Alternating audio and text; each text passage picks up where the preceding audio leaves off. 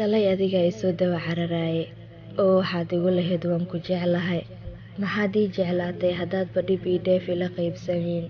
Mise xiisoo keliya ayay kaa ahayd waxaad i siisay farxad? Maxaa ka faa'iidaysay inaad marna iga farxiso marna aad murug igu beerto?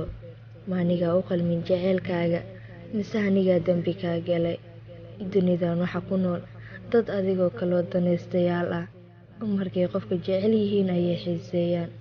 Xiisaha hadduu ka dhammaadana way kaa cararaan si inaysan weligood ku arag oo kale.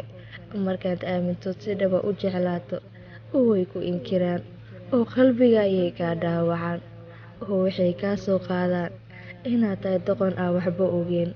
Anigaa doqon sidaadoo kala aaminay oo jaceylkiisa dhammooday, balse indhaha ayaad ii furtay oo waxaad i tustay dunida inay ku nool yihiin dad adigoo kale oo daacadnimadii ka guurtay. Balse ima sii dhibsan doontid oo waan ku daayay aniga.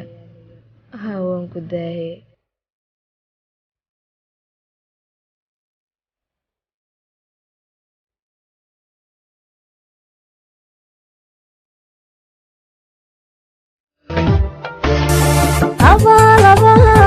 مليبا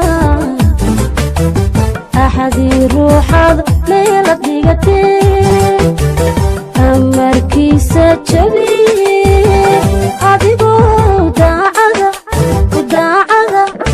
وحنبر شيئتي